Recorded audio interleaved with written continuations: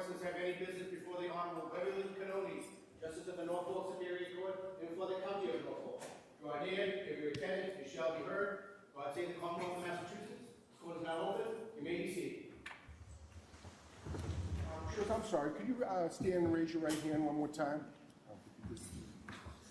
I need you to stand and raise your right hands, jurors. I'm sorry. My fault. Do you solemnly swear to make true answers to such questions as we put forth to you by the court, so help you God? Thank you. You can have a seat now, I promise.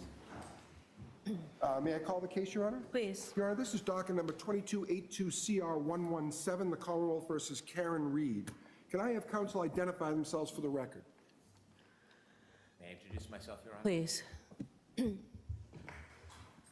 morning, ladies and gentlemen. My name is Hank Brennan. I represent the Commonwealth of Massachusetts, along with two of my colleagues. Good morning, my name is Laura Laughlin. I'm the Assistant District Attorney for the Norfolk District Attorney's Office, representing communities within Norfolk County. Good morning, my name is Adam Ballard, Assistant District Attorney with the Norfolk County District Attorney's Office. Thank you very much for your time and attention to being here. All right. Thank you, counsel. And then counsel for the defense, and please introduce your client as well. Good morning. Let's try that again. Good morning. My name is Alan Jackson. I have the privilege and honor to represent my client standing to my right, Ms. Karen Reed. Good morning, ladies and gentlemen of the jury. My name is Elizabeth Little, and I also have the privilege of representing Ms. Reed. Good morning. My name is Robert Alessi. I likewise have the privilege of representing Ms. Reed, and I thank you for coming today.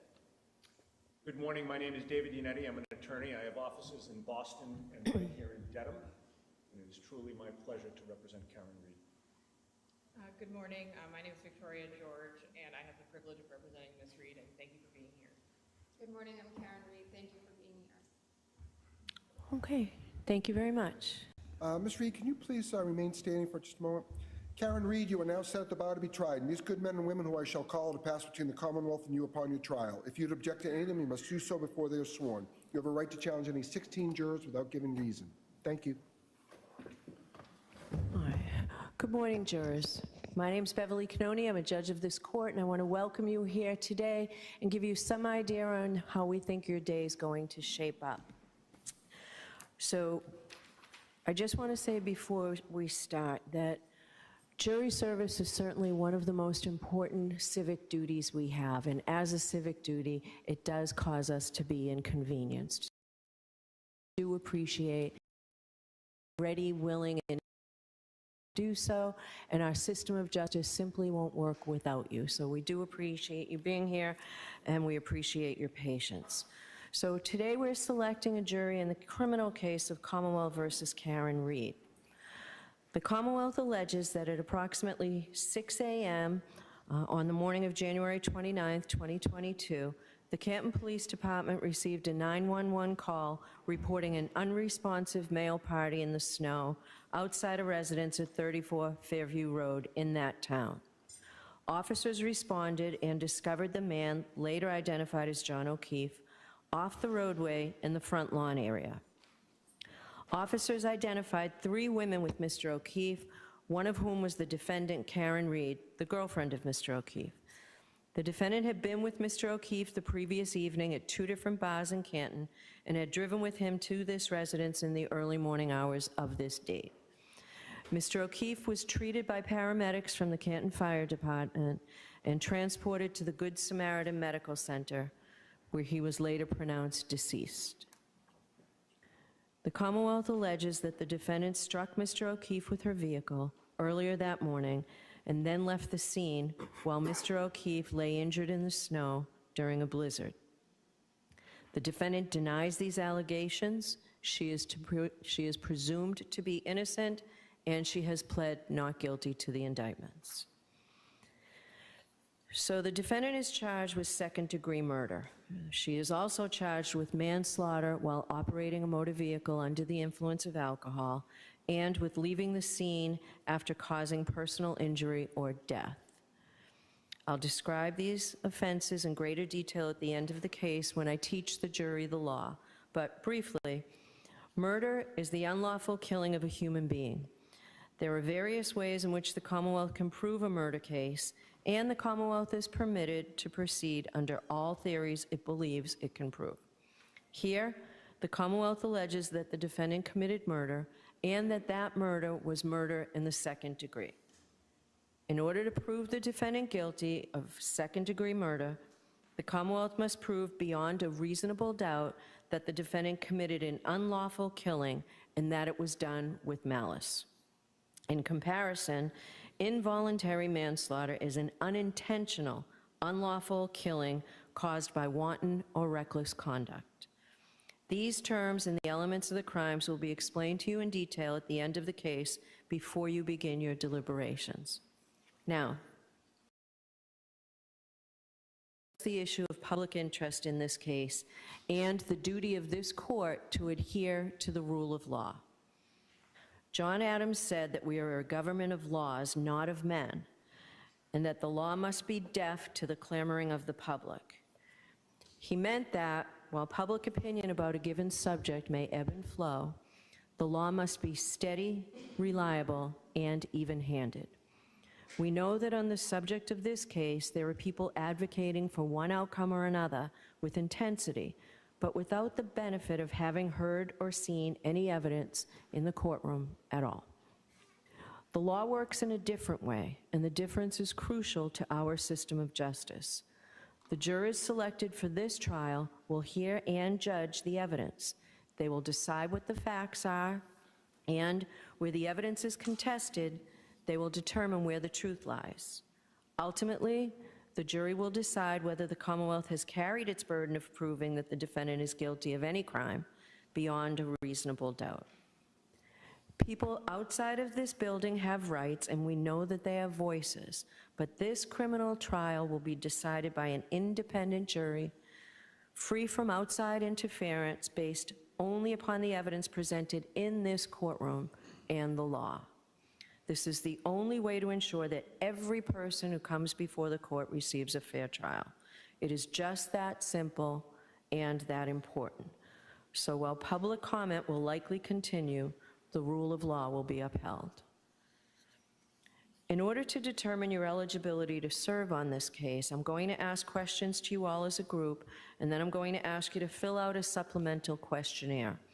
We have found that the use of this questionnaire is helpful for several reasons. First, there are some personal questions on it, and we ask that you be candid. In addition, in the process of filling out the questionnaire, you're provided the opportunity to be more reflective as you answer the questions rather than being put on the spot and asked to give immediate answers. After you fill out the questionnaires, we'll have you come up to the sidebar one at a time so that we can follow up on your answers to the questionnaire and to questions I will have of you. I want to thank you in advance for your patience as we go through this process. As you may know, the lawyers for the parties participate in the selection of the jury. Under our law, each of the parties has the right to exercise what we call juror challenges. This means that each party has the right to challenge a certain number of prospective jurors for any reason or for no reason at all. Therefore, some of you may be excused during the impanelment procedure. If you're not selected for jury service on this case, please don't take it personally. Don't think that somehow you're not a fair person. It's not a reflection on you at all. You will be directed back to the jury room and perhaps picked on a case, different case from another court. In a few minutes, I'll pose a number of questions to you as a group, and you've just taken an oath that requires you to truthfully answer these questions and all questions put to you. If your answer is yes to any question, I will ask you to raise your hand and hold up your juror card in the air with the numbers facing out so that the court officer may read the numbers from the card. You don't have to get the numbers out now because it will still be a few minutes and I'll let you know. The fact that you answer yes to one of my questions does not mean that you're automatically disqualified from serving on this jury.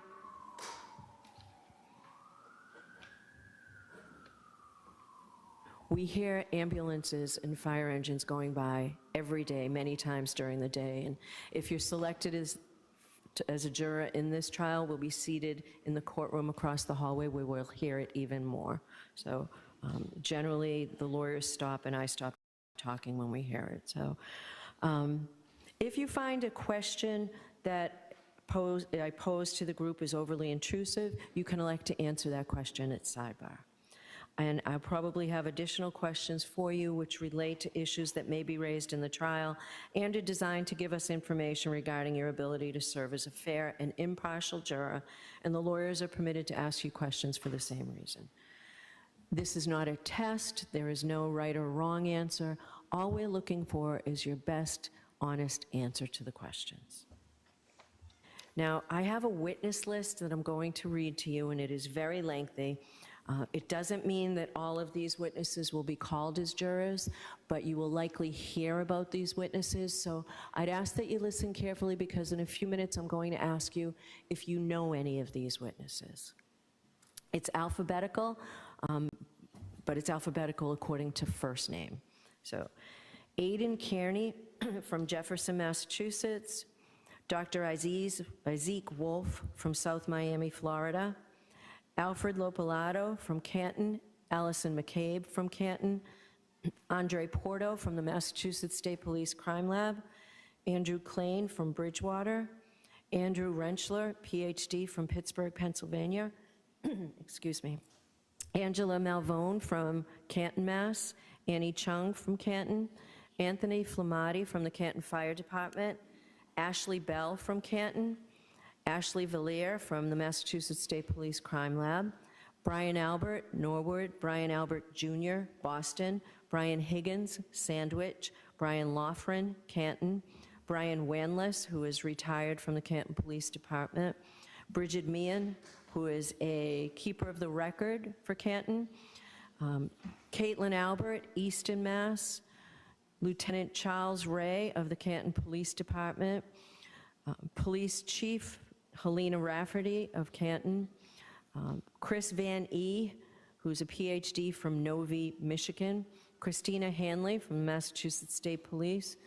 Christopher Albert, Canton. Christopher Curran, Canton. Colleen Crawford from the Norfolk County District Attorney's Office. Colin Albert, Canton. Courtney Proctor, Canton. Kurt Roberts, Canton. Daniel Whitley from the Canton Fire Department. Daniel Wolf, PhD from Penns Park, Pennsylvania. Derek Ellington from Wake Forest, North Carolina. Dr. Marie Russell from Los Angeles. Dr. Elizabeth LaPosada from Providence, Rhode Island. Elizabeth Proctor from Canton. Eric Hanlon from Canton. Erin Beatty from Canton. Erin O'Keefe from West Bridgewater. Francis Walsh from the Canton Fire Department. Garrett Wing from Green Cove Springs, Florida. Gary Fowler from Brockton. Gregory Woodbury from the Canton Fire Department. Gretchen Voss from Boston. Hannah Knowles from the State Police Crime Lab. Heather Maxon from Walpole. Eribito Hernandez from the Boston Police Department. Holly Price from Mountain View, California. Ian Whiffen from Vienna, Virginia. Dr. Irene Scortabello, who is with the Office of the Chief Medical Examiner, Massachusetts. James Crosby, who's a PhD from Jacksonville, Florida. Jason Becker from the Canton Fire Department.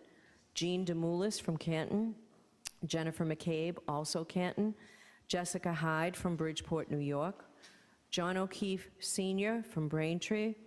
Judson Welcher, who is a PhD from a company called Aperture LLC. Julie Albert from Canton. Julie Nagel, also from Canton. Dr. Justin Rice from South Weymouth. There are 2 juveniles from Canton, one of whom's initials are KF and the other PF.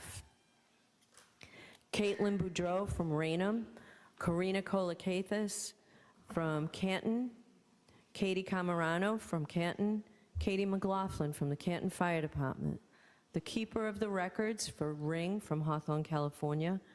Kerry Curran from Canton. Kerry Roberts, also Canton. Kevin Albert, also Canton. Kevin O'Hara from the Massachusetts State Police. Lance Mello from the State Police Crime Lab. Laura Sullivan from Pembroke. Laurie Cahill from Worcester. Leslie Pearlstein from Canton. Lieutenant Michael Lank from the Canton Police Department. Louis Jutras from Canton. Lieutenant Brian Tully from the Massachusetts State Police. Lieutenant John Fanning, also State Police. Lieutenant Paul Gallagher from the Canton Police Department, Maggie Gaffney from Bonita Springs, Florida, Mark Lopalato from Canton, Margaret O'Keefe from Canton, Marietta Sullivan from Pembroke, Mary Souza from Dighton, Matthew Amory from Canton, Matthew DeSogra from Charlotte, North Carolina, Matthew Erickson from Grosse Pointe Farms, Michigan, Matthew Kelly from the Canton Fire Department, Matthew Kelsch from the FBI, Matthew McCabe from Canton, Maureen Harnett from the Mass State Police Crime Lab, Megan Mariani from New York, Michael Camerano from Canton, Michael Easter from Los Angeles, Michael Trotter from Canton, Michael Wagner from Foxborough, Mike Maroli from Bridgewater, Mike Rushworth from Thompson Station, Tennessee, Natalie Weewick Berschneider from San Marino, California, Nathan Reed from Raynham, Nicholas Bradford from Lorton, Virginia, Nicholas Curran from West Roxbury, Nicholas Kolakethis from Canton, Nicole Albert from Norwood, Norfolk County District Attorney Michael Morrissey, Officer Kelly Deaver from the Boston Police Department, Officer Nicholas Barros from the Dighton Police Department, Patrick Haggerty from Somerset, Paul Mikowski from Melrose, Paul O'Keefe from Canton, Rebecca Bison from Canton, Rebecca Trayers from Norfolk, Mass., Dr. Renee Stonebridge, also from the Office of the Chief Medical Examiner at Boston, Richard Green from St. Pete Beach, Florida, Richard Donatino from Canton, Robert Gilman from Hull, Ryan Nagel from Canton, Sarah Levinson from Canton, Sergeant Brian Gallerini from the Needham Police Department, Sergeant Sean Good from the Canton Police Department, Sergeant Paul Giampetro, from the Canton Police Department, Sergeant Yuri Buchanan from the Massachusetts State Police, Shannon Burgess from South Lake, Texas, Cheryl Waugh from Canton, Sophie Herzon from the Massachusetts State Police Crime Lab, Stephanie Devlin, also from the Crime Lab, Stephen Mullaney from the Canton Police Department, Steve Nelson from the Norfolk DA's office, Stephen Bernstein, who's a keeper of the records in Stoughton, Stephen Ridge from the Boston Police Department, Stephen Seraph from the Canton Police Department, Stephen Scanlon from West Roxbury, Terry Kuhn from Davis, California, Tess Chart from Lorton, Virginia, Thomas Beatty from Canton, Thomas Kelleher from Canton, Thomas Martin from Weymouth, Timothy Nuttall from the Canton Fire Department, Tristan Morris from Easton. The following are Massachusetts State Troopers. Tristan Morris is from Easton, Mass. Trooper Connor Keefe, Trooper David DeChico, Trooper Evan Brent, Trooper Jeffrey Kostkowski, Trooper Joseph Paul, Trooper Kathleen Prince, Trooper Michael Proctor, Trooper Nicholas Garino, Trooper Zachary Clark. Wendell Robery from Canton, Mass., and William Reed from North Dighton, Massachusetts. I appreciate your patience in listening to that list. There are a lot of people, so obviously this trial is going to take a while. We've already begun our impanelment process. We will continue to impanel. We don't know how long that's going to take. As soon as we start the trials, the lawyers tell me that their best estimate is that the evidence in this case will take 6 to 8 weeks. That's an estimate. It's a good faith estimate. We do the best we can, and how long we expect something to take. It may go a little longer, it may go a little shorter. If you're selected as a juror, I will let you know at the end of every day. It's my practice to let jurors know where we stand, if we're on schedule, if we're behind schedule, which I can tell you has not happened, or if we're ahead of schedule. So I let you know every day where we are. That's the best we can do, and it's a good faith estimate. We just want to give you as much information as we can in advance, as much as we can. We expect that the case will go from 9 o'clock to 1 o'clock every day. We'll take a break around 11 o'clock for 15 or 20 minutes or so. Lunch will be provided to you. We're trying to take advantage of your time here with us. So rather than break for an hour to go out for lunch, which usually turns into an hour and 15 minutes or longer by the time we get things set up, we want to keep you here For lunch break, we'll provide lunch for you, and we'll continue to move the trial forward throughout the day. The afternoon will go from 2 o'clock or so, or right after lunch, maybe 1:30, and you'll go until about 4 in the afternoon. There'll be some days here and there that we won't be in session, and there'll be a few more days that we'll do half days, just mornings. So we'll let you know in advance those dates. And again, that's the best we can tell you now. So it might help you if I also give you a preview right now about some basic law that applies to criminal cases like this. As I've said, it's my job to teach the jury the law, and I don't do that completely until the end of the trial. So for now, I'll give you a brief summary of some of the very important legal principles that will govern this trial. First, and most basically, Ms. Reed starts this trial presumed to be innocent. The fact that she was arrested or that she was indicted is not proof of anything. An indictment is just a piece of paper. It just makes an accusation. An indictment is merely a formal manner of accusing a person of a crime in order to bring that person to trial in the superior court. But it is only the jury, in other words, you folks, who can decide whether the prosecution has proved its case beyond a reasonable doubt. If the Commonwealth does not do that, then the presumption of innocence requires you to find the defendant not guilty. The law does not require a defendant to prove his or her innocence or to produce any evidence whatsoever or to do anything other than attend the trial. This presumption of innocence remains with the defendant until the jury make your determination after you listen and consider all of the evidence. Another important principle of law is that the defendant has an absolute right not to testify, since the entire burden of proof in this case is on the Commonwealth to prove that she is guilty. Under our system of law, a defendant has a perfect right to say to the government, "You accuse me, now you prove it, and prove it beyond a reasonable doubt and to a moral certainty. I do not have to say a word." A defendant's decision whether or not to testify has nothing to do with the question of whether she is guilty or not. The jury must not consider it in any way or even discuss it in their deliberations.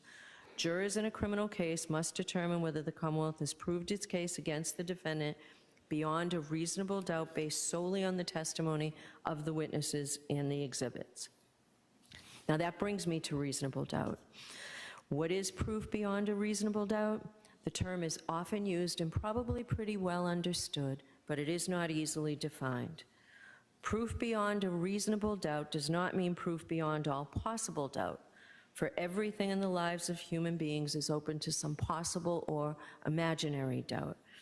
A charge is proved beyond a reasonable doubt if, after you have compared and considered all of the evidence, you have in your minds an abiding conviction to a moral certainty that the charge is true. When we refer to moral certainty, we mean the highest degree of certainty possible in matters relating to human affairs, based solely on the evidence that has been put before you in the case.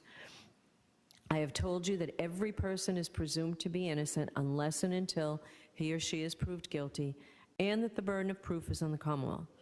If you evaluate all the evidence and you still have a reasonable doubt remaining, the defendant is entitled to the benefit of that doubt and must be acquitted.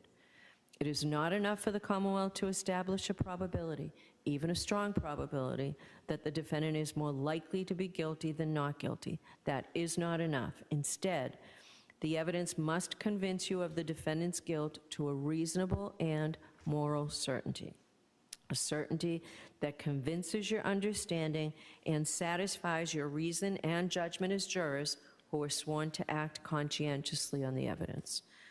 This is what we mean by proof beyond a reasonable doubt. Now, our system of justice depends on judges like me and jurors like you being able and willing to make careful and fair decisions. All people deserve fair and equal treatment in our system of justice, regardless of their race, national origin, religion, age, ability, gender, sexual orientation, education, income level, or any other personal characteristic. You have agreed to be fair, and I'm sure that you want to be fair, but that is not always easy. One difficulty comes from our own built-in expectations and assumptions. They exist even if we're not aware of them, and even if we believe we do not have them. Some of you may have heard this called implicit bias, and that's what I'm talking about. Now, of course, we judges have the same problem as everyone else, so let me share a few strategies that we have found useful. First, slow down. Do not rush to a decision. Hasty decisions are more likely to reflect stereotypes or hidden biases. Second, keep an open mind. Avoid drawing conclusions until the end of the case when you and your fellow jurors deliberate. Remember that when you deliberate, you will have all the evidence and all the time you need to make a careful decision. So there truly is no need to start making your mind up before then. Third, you should listen closely to all the witnesses. That is the best way to ensure that you decide this case based on the evidence and the law instead of upon unsupported assumptions. Fourth, as you listen to the testimony about the people involved in the case, consider them as individuals rather than as members of a particular group. And finally, I might ask myself, would I view the evidence differently if the people were from different groups, such as different racial, ethnic, or gender identity groups? At the end of the case, I will remind you of these strategies and ask you to focus on the evidence instead of any unsupported assumptions you may have. All we ask is that you, individually and as a group, do your best to resolve this case based upon the evidence and the law without sympathy, bias, or prejudice to the best of your ability as human beings. Now, I know that some of this may be confusing, and perhaps all of it's confusing at this early stage of the case. You'll certainly be in a better position to understand this at the end of the case when you have heard the evidence and I can explain the law in detail. So don't be worried if you didn't catch everything I've said. Why am I telling you these things now? Because we need to know if you are able to follow the law in this case. You don't necessarily have to agree with the law, but all jurors will have to apply the law as I describe it. So, for jury selection, it is important to know if any of you might have some doubts whether you can accept and follow these legal principles. So go ahead and take those cards out because I'm going to start asking you those questions. But before we begin, I understand that sometimes jurors do not fill out the juror questionnaires completely. Sometimes we're in a rush to get those forms back in, or sometimes we think that maybe our experience doesn't apply to the question that's asked. So when you come up to sidebar, if we see that something's missing, sometimes people forget to put in a work experience. Many times people forget to put in their age, and we do ask about that. We need that for purposes of this impanelment. But sometimes people forget to put in whether they were a witness in a case that was in court, a defendant, another litigant. So if there's anything that's missing, we'll ask you, but if you know that you didn't put something on there, please let us know at sidebar. All right, so if your answer is yes to any question that I ask, please raise your hand until the court officer reads your number. Do any of you folks or a close personal friend or family member know, or have you had any prior dealings with any of the witnesses whose names you heard? Juror number 343, 360, 347, 339, this clerk will get scratched, 360. Thank you. Juror number 348, juror number 344, juror number 333, juror number 310, juror number 355, juror number 332, juror number 323, and juror number 312. Okay, thank you. Do any of you folks or a close personal friend or family member know, or have you had any prior dealings with the lawyers in this case or the Norfolk County DA's office? Juror number 326, juror number 328. Thank you. Do any of you folks or a close personal friend or family member have any financial or other personal interest whatsoever in this case or its outcome? I see no affirmative responses.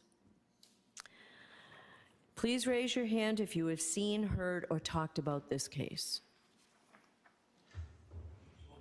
Juror number 319,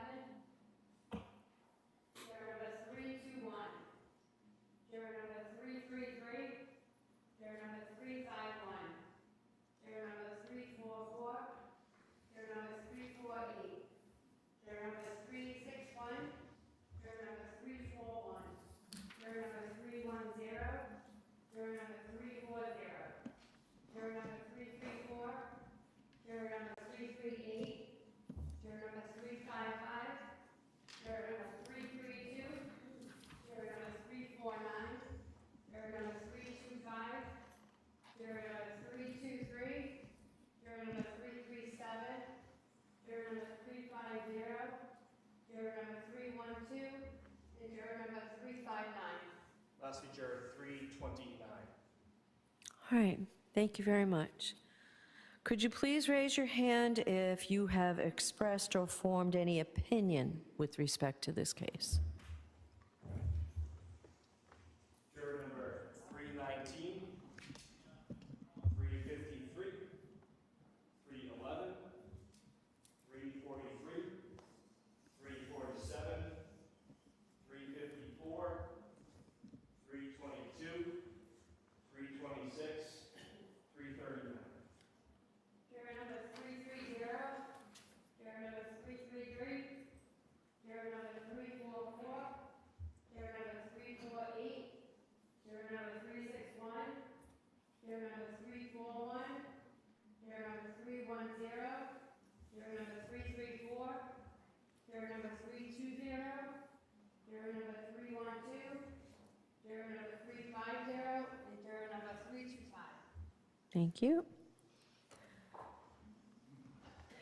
Are any of you aware of any bias or prejudice that you may have in regard to this case or in favor of or against either of the parties? Please raise your hand. Juror number 326, 328, 354, 319. Thank you.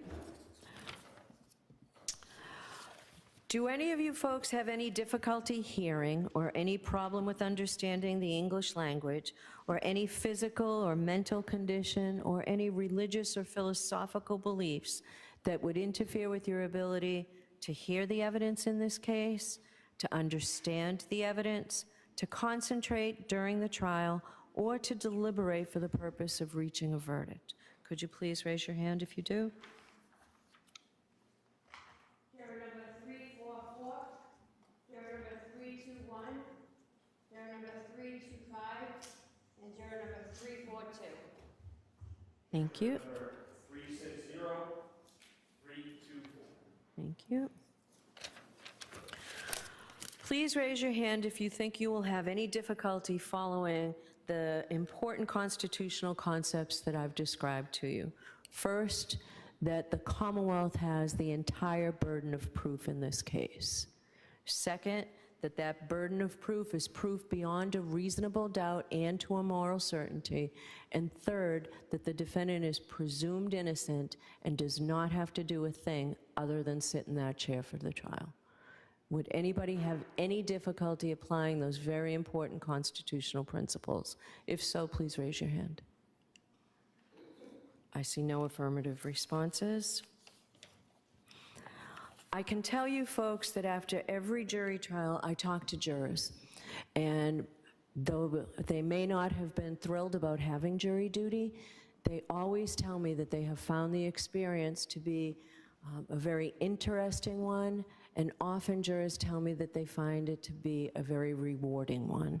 But I do understand that with this case and this schedule, it may be an undue hardship for some of you.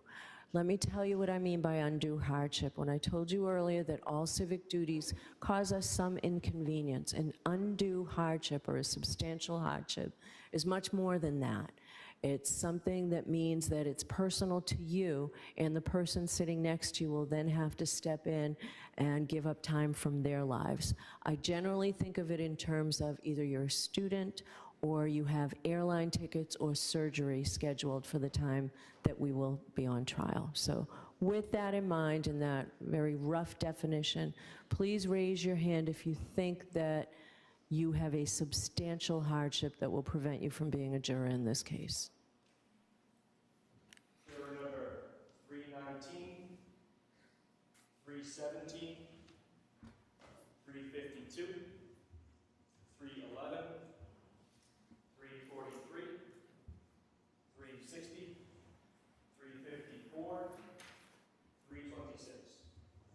Juror number 361, juror number 348, juror number 351, juror number 346, juror number 333, juror number 355, juror number 338, juror number 334, juror number 310, juror number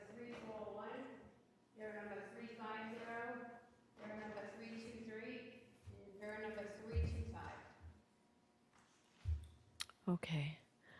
So in a minute, I'm going to leave the bench and give you an opportunity to fill out those supplemental questionnaires. I ask that when you do so, that you don't talk to anybody about your answers to the questions or to share any comments with other jurors or concerns that you may have about being a juror in general or a juror in this case.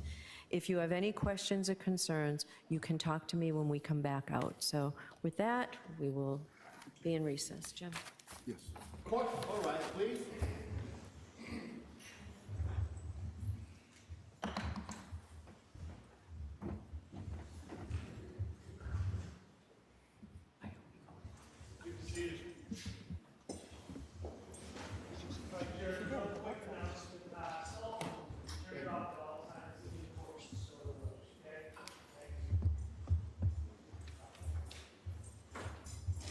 Also,